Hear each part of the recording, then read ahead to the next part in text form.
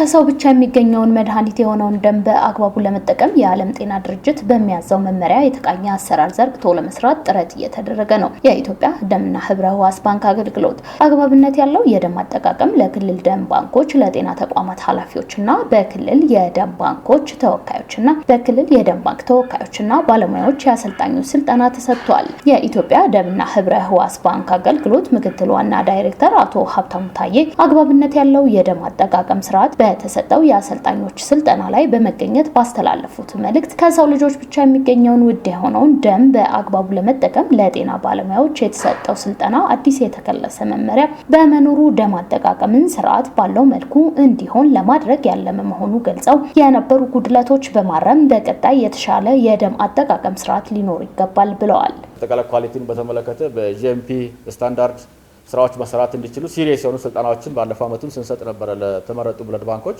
እሱ በዚህ አመትም አንድ ኢኒሺዬቲቭ አድርገን የምንይዘውና የናሽናል ሴንተሩ ለሌቨል 3 የአፍሪካን ሶሳይቲ ኦፍ ብለድ ትራንስፊውዥን አክሬዲቴሽን ሬዲ ለማድረግ ኦልሞስት ፋውንዴሽን ጥለን ወርክአውት ያደረግን ያለንበት ሁኔታ ነው ያለና ያን አድርገን የስትራክቸር ኢሹም አብሮ ሲፈታ ሆስፒታል ጋር ያለው የሰው አቅምም አጠቃላይ ለስራው የሚሰጠው ዌይት ጋር የተያዘው ጉዳይ አብረን በደንብ መያዝ ያለብን ነው።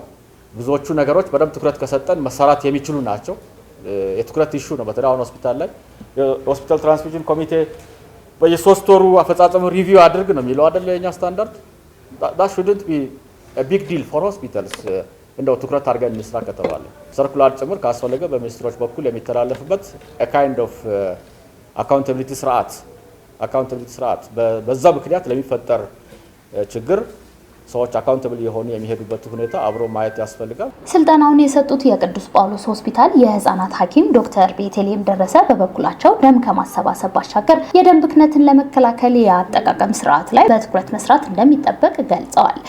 እንግዲህ ባለፉት 3 ቀናት ያሳለፍነው የአግባብነት ያለው ደምና የደም ተዋጽኦችን አጠቃቀም ዙሪያ የተሰጠ ስልጠና ነበረ። ይሄም የአሰልጣኞች ስልጠና ነበርና አሰልጣኞች በዚህ ባለፉት 3 ቀናት አግባብነት ያለው የደም አጠቃቀምን እንዴት መጠቀም እንዳለባቸው ለነማ መሰጠት እንዳለበት ደም ከማሰባሰብ ባሻገር የአጠቃቀም ሂደቱን በአግባቡ እንዲሆን ለማድረግና የደም ብክነት እንዳይኖር ይህ ስልጠና አስፈላጊ መሆኑን የሚናገሩት ዶክተር ቤተልሔም ሰልጣኞች ከመድረኩ ያገኙትን ስልጠና ወደ የጤና ተቋሙ ስርዓቱን በመዘርጋት ግንዛቤ መፍጠር እንደሚጠበቅባቸው ተናግረዋል። አላግባብ የሆነ የደም ተዋጽኦችን መጠቀም መቀነስ እንዳለብን በቂ እውቀት ይዟል ብለን እናምናለን።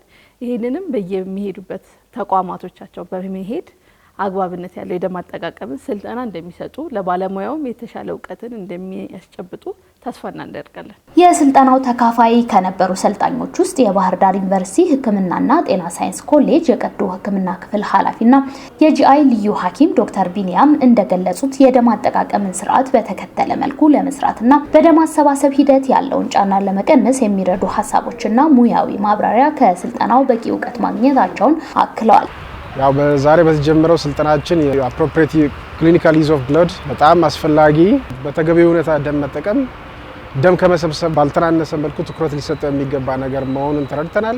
በመሆኑም ከስልጠናው ያገኙትን ግንዛቤ ለሌሎች በማጋራት በጤና ተቋሙ የደም አጠቃቀም ስርዓትን ለመዘርጋት እንዳሰቡ ዶክተር ቢኒያም ተናግረዋል። ስልጠናው በጣም አሪፍ ነው። ለወደፊትም በምንሄድበት አካባቢ ያለንበት በስራ ክፍሎች የደም አጠቃቀምን በስርዓት በተከተለ መልኩ ለመስራት በደም መሰብሰብ ላይ ያለውን ጫናም ለመቀነስ ከትምህርት ክፍሎቻችን ከሆስፒታሎቻችን ጋር ተባብረን ተጋግዘን ነገሮችን ለማስተካከል እና መስመር ለማስያዝ እንጥራለን። አመሰግናለሁ። የጅማ ዩኒቨርሲቲ ኮምፕሬሄንሲቭ ሆስፒታል የጠቅላላ ቀዶ ሕክምና ሐኪም ሊዲያ ገመቹ ሌላኛው አሰልጣኝ ሲሆኑ በስልጠናው ያገኙትን አግባብነት ያለው የደም አጠቃቀም ስርዓት ተግባራዊ በማድረግ ብክነትን ለመቀነስና ጥራት ያለው ሕክምና እንዲኖር ለማድረግ በቀጣይ የኃላፊነት ተልዕኳቸውን እንደሚወጡ ተናግረዋል። ትሬኒንጉ ላይ ያገኘነው አግባብነት ያለው የደም አጠቃቀም ከፍተኛ ግንዛቤ ሰጥቶናል። ብዙ ጊዜ በፕራክቲሳችን እንደምናየው ብዙ የደም አጠቃቀም ችግሮችና ዌስቴጆች ነበሩና እሱን እንዴት መከላከል እንደምንችል ምን አይነት ቴክኒኮችን ተጠቅመን በፊት ዝም ብሎ ስታንዳርድ ያልሆኑ ጋይድላይኖች የምንከተላቸውን አቮይድ እንድናደርግ ያደርገናል። ይሄ ደግሞ ተመልሰን በምንሄድበት ወቅት በስሮቻችን ላሉት የደም ባንክ አባላትም ሆኑ ፊዚሺያኖች ትሬን እንድናደርግ ከዚህ ቀጥሎ አሁን ዲቨሎፕድ እየተደረጉ ያሉትንም ጋይድላይኖች በእያንዳንዱ ክፍል እንድናሰርጽ ይጠቅመናል ብዬ አስባለሁ። ስለዚህ በትልቁ አላግባብነት ያለውን የደም አጠቃቀም ችግሮችን ይቀርፋል ብዬ አስባለሁ። የኢትዮጵያ ደምና ህብረ ህዋስ ባንክ አገልግሎት ከጥቅምት 17 ቀን 2018 ዓ.ም ጀምሮ ከክልል ደም ባንኮችና ኃላፊዎች ለክልል ጤና ተቋማት የደም ባንክ ተወካዮችና ለባለሙያዎች ሲሰጥ የነበረውን ስልጠና ላጠናቀቁ ሰልጣኞች ሰርቲፊኬት በመስጠት አጠናቋል።